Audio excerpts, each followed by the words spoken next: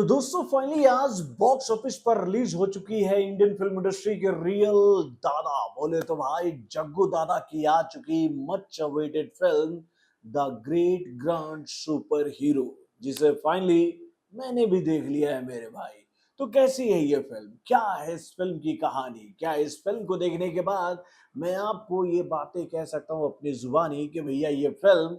आपके बच्चों को और आपको भी बचपन की दुनिया में ले जाएगी मेरे भाई।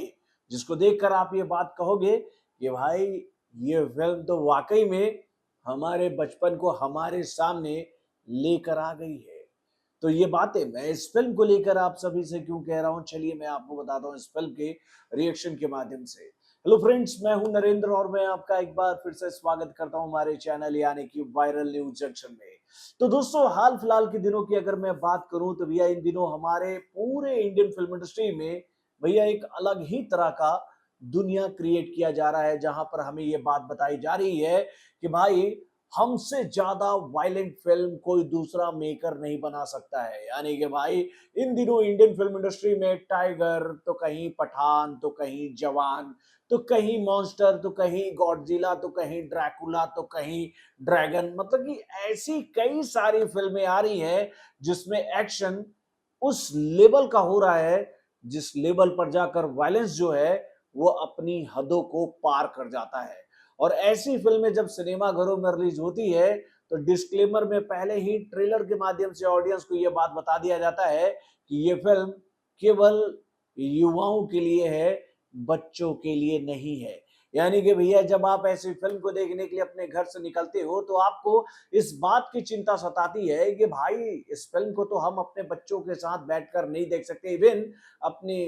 कहे तो घर के उन सदस्यों के साथ बैठकर नहीं देख सकते हैं जो कि ज्यादा वायलेंस पसंद नहीं करते हैं। तो ऐसे वक्त पर आप अपने बच्चों को कहाँ छोड़ते हो, तो मामा मामी नाना नानी दादा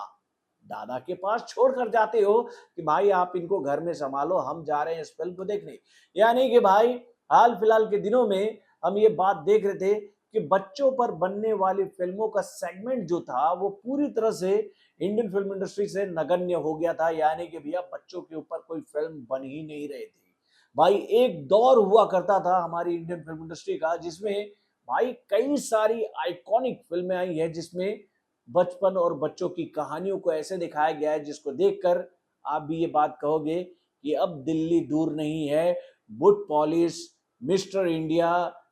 मकड़ी वकड़ी जैसी कितनी सारी फिल्में मेरे भाई, कितनी सारी फिल्में। इवन टेलीविजन शो की बात करें तो भैया उसमें तो कई सारे ऐसे शोज हम लोगों के सामने आते थे जो कि भैया बच्चों को ध्यान में ही रखकर बनाए जाते थे। मुझे तो अपने जमाने का जो सबसे पसंदीदा शो लगता था बच्चों का तो वो था चुनौती और इंद्रधनुष। उसके बाद भैया शक्तिमान भी आया जो कि बच्चों को काफी लुभाया था। तो भाई ये सारे सेगमेंट जो थे वो बच्चों को ध्यान में रखकर बनाए जाते थे, लेकिन हाल फिलहाल के दिनों में ये ट्रेंड एकदम से इंडियन फिल्म इंडस्ट्री से गायब हो गया था। इवन कहे तो भैया बॉलीवुड में भी ऐसी फिल्मों पर ध्यान देना बॉलीवुड के मेकरों ने छोड़ दिया था। यहाँ पर फिल्में बन रही थी जिनका ना तो सर होता था ना तो पैर होता था, और अगर ये दोनों होता था तो इन फिल्मों में या तो भर भर कर एक्स्ट्रा ऑर्डिनरी रोमांस वाला कॉन्सेप्ट होता था जिसमें ये सब बहुत ज्यादा होता था, और उसके बाद अगर होता था तो कटम कटाई बोले तो भैया पूरी तरह से वायलेंस दिखाने वाली फिल्में होती थी। तो भाई इस फिल्म को जब लेकर आए सुभाष सैनी जिन्होंने भाई 3 बार नेशनल फिल्म अवार्ड जीता है, तो भाई इस फिल्म के ट्रेलर को देखकर उस दिन ऐसा मुझे लगा था कि यार कुछ अलग आने वाला है मार्केट में जो कि पब्लिक को काफी पसंद आएगा। और भाई वाकई में इस फिल्म को जिस तरह से हम लोग के सामने रखा गया है उसको देखकर मैं आपसे ये बात कह सकता हूं कि आप बचपन में पहुंचने वाले हो मेरे भाई। मुझे आज भी याद है कि जब हम अपने स्कूल में पढ़ने जाते थे तो वहां पर फेकम फाक का जो दौर चलता था ना स्कूल में अपने दोस्तों के सामने, मतलब कि फेकाई के मामले में तो भैया ले लपेट हम इतना लंबा फेंक देते थे कि दोस्त भी सोचते थे अबे फेंकने की एक हद होती थी। तो इस फिल्म की कहानी में भी एक ऐसा ही किरदार है जो कि भैया अपने दोस्तों से काफी परेशान है, जिसको उसके दोस्त ही काफी परेशान करते रहते हैं, उसका हमेशा मजाक उड़ाते रहते हैं। और वो बच्चा अचानक ही अपने दोस्तों से बोलता है कि भाई तुम लोग जो मेरा इतना मजाक उड़ाते हो ना, मैं तुम सबसे अपना इसका हिसाब किताब अगर करना चाहूँ तो बहुत आसानी से कर सकता हूँ, क्योंकि मेरे दादाजी जो हैं वो एक सुपर हीरो है और ये बात जब वो बच्चों को बोल देता है, तो भाई कहते हैं ना कि जो आपने कह दिया है उसको साबित करके भी दिखाना होगा। और इसी चक्कर में वो जब फँसता है तो वो अपने दादा को बताता है कि मैंने ऐसा-ऐसा कुछ कह दिया था अपने दोस्तों से, तो उसके दादा उसको बताते हैं, "हाँ भाई, मैं सुपर हीरो हूँ, तुम घबरा क्यों रहे हो? मैं सुपर हीरो हूँ, मेरे अंदर बहुत सारी शक्तियाँ हैं।" और उसके बाद इस फ़िल्म की कहानी में जो ट्विस्ट एंड टर्न आता है, वो देखने में आपको काफ़ी मज़ा आएगा। यानी कि भैया आपको ये फ़िल्म फ़ील करा देगी मेरे भाई कि वाक़ई में दादा के किरदार में नज़र आ रहे हैं जैकी श्रॉफ जो हैं, वो भाई एक सुपर हीरो है मेरे भाई। इस फ़िल्म के माध्यम से बहुत ही ज़बरदस्त मैसेज दिया जा रहा है बच्चों को कि भैया आपको अपने जीवन में क्या-क्या चीज़ का ग्रहण करना है, आपको पढ़ाई करना है तो क्यों करना है, आपको नेचर को बचाना है तो क्यों बचाना है। ऐसे कई सारे मुद्दों पर आपका ध्यान भी आकर्षित किया जा रहा है इस कॉन्सेप्ट के माध्यम से। यानी कि भाई अगर इस फ़िल्म के मैं फर्स्ट हाफ की बात करूँ तो भैया इस फ़िल्म का फर्स्ट हाफ बहुत ही इंटरेस्टिंग है। जिसमें आपको इमोशन भी भर-भर के देखने को मिलेगा, कॉमेडी भी भर-भर के देखने को मिलेगा और उसके साथ भैया उद्देश्य वाली कई सारी बातें भी देखने को मिलेगी जो कि आपको पूरी तरह से फ़िल्म से बाँध कर रखेंगी। लेकिन एक बुराई मुझे इस फ़िल्म में नज़र आई जो कि है इस फ़िल्म का सेकंड हाफ। यार इस फ़िल्म का सेकंड हाफ जो है ना वो मुद्दे से कहें और कहानी से कहें तो भैया भटकते हुए